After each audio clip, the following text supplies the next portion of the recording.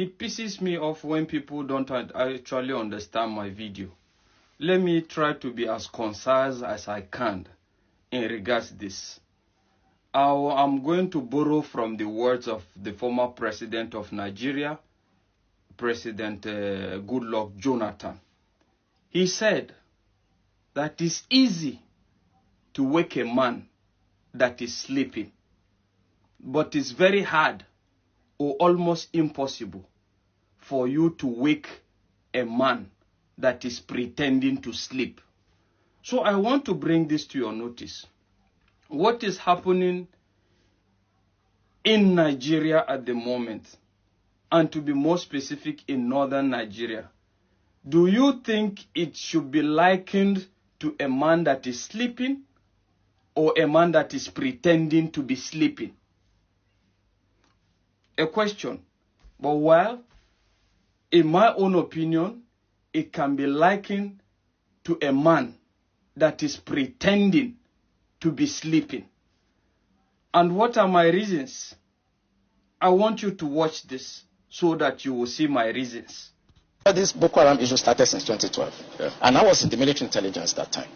The intention of it's on the internet, so it's not even about the people we interrogated. The intention is to Islamize Nigeria and practice Sharia, and it doesn't matter if some people die, it doesn't matter if you're embarrassed, it doesn't matter if our economy has degenerated. Look at the interest rate, look at the inflation rate, look at the debt profile of Nigeria. They don't care. So I'm not coming to the air to whip up sentiments, no. I have been in the system. I work with Abacha government, I work with Babangida government, I work with Abdul Salam, I work with Yar'Adua Obasanjo as a core insider of operations. And there are some hardliners in this government that are sponsoring this kind of narratives. They just want to show that they can Islamize this country. They think about Taliban, they think about the Mujahideens, and they want to replicate it in this country. And they don't care what happened. They simply don't care. As long as at the end of the day, there's Sharia, and there is whatever thing they have in their head, and they want to achieve. You remember? So practically speaking, do you think that concept have changed as far as the North is concerned at the moment? What the media have succeeded in doing is giving them a different name, a redefined name. Bandits, cattle rustlers, kidnappers. That is what the media have succeeded in doing. And what do you need to ensure this? You must make sure they are uneducated, and even if they are educated, they must be fanatically inclined. When they are fanatically educated, it doesn't matter what you have read. Fanatism will override that. And that is the reality. That is just the fact. And if you think that the government is not aware, the government is fully aware. But the fact is, you can't rule out some elements of selfishness in the midst of all this and a lot of it. But the fact is, the government is aware, but to some certain extent, they will not come out and tell you things the way it is. But the fact is, they are expecting you to use your tongue to count your teeth. And that is why the DSS boss told you this. I'll share experience with you when I was state director in Bauchi. Most of you will remember an incident in Azari. A group of terrorists, the Boko Haram then, had invaded Azari. They were shooting in an attempt to kidnap, and the community chased them. They killed some members of the community, but the community members killed all of them. The last guy, Khalid, climbed onto a tree and was fired. The community stood. They were resilient, and they killed Khalid. Since that day, there has not been one terrorist attack in Azari. As a matter of fact, the former head of state, General Ibrahim Badamasi Babangida, said, and I quote, "If we want to stop or curb this terrorism, we should emulate the Azari example." Tafawa Balewa also happened to be a local government in Bauchi that was always in flames. And the people of Bogoro and some part of Tafawa Balewa, where the Sayawas are, rose up on one occasion. They knew their terrain better climb onto trees and mountains when the invaders came. They did not only repel them, they seized their weapons. And since then, you can attest to it that you hardly hear about Tafawa Balewa again. What I'm trying to say, the practical approach to mobilizing people is that you have to get everyone involved. You do not expect the Nigerian army, police, DSS to protect every Nigerian or every community. It is not going to work. In the US, if you visit someone in the house, you will be shocked that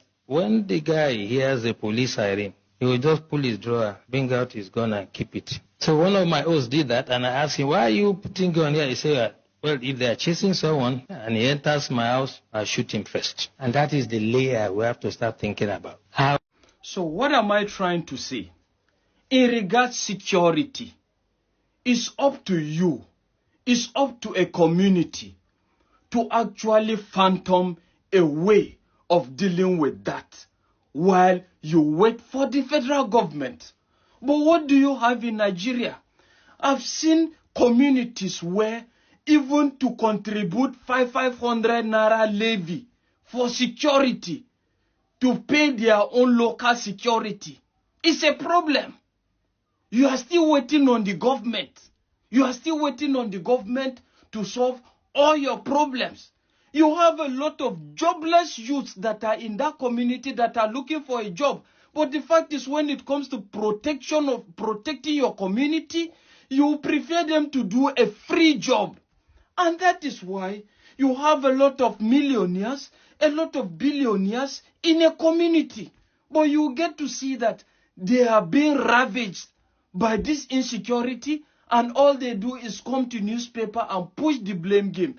So it's up to anybody that is listening to this. The problem of the North is like the fight of Armageddon. So don't wait for the fight of Armageddon to happen. Why do I say the fight of Armageddon? Because last, when everything's set, you will get to see this fight I'm talking about that is going to come from the North. Because it's going to be a fight between the minority tribes that see things differently and objective people, and a fight against people that still conceive this same ideology of domination in the name of fanatical beliefs.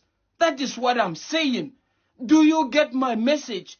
My message is not just to the North, but to empower who needs to be empowered to protect his terrain without waiting on the government, just like the DSS boss have told you as well. If I must tell you the fact, the ones I pity most in the midst of all this are the Easterners. Though despite the fact that I pity you, I don't pity you entirely. Because I believe the power lies within you. The power lies within you. And the fact is, I want to bring this to your notice.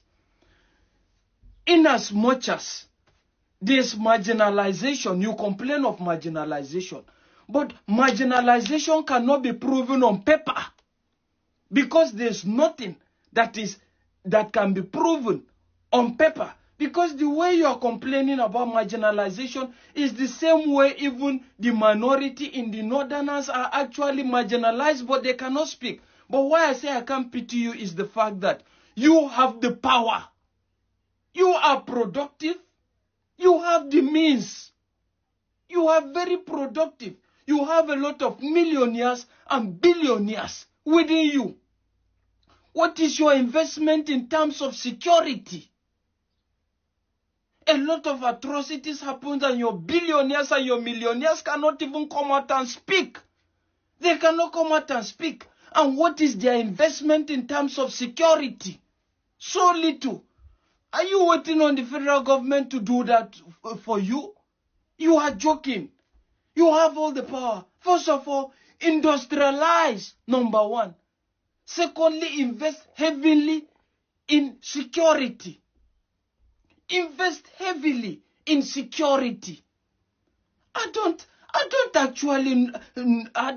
actually understand why you think that the presidency is what will bring about total change for you people. You have no excuse.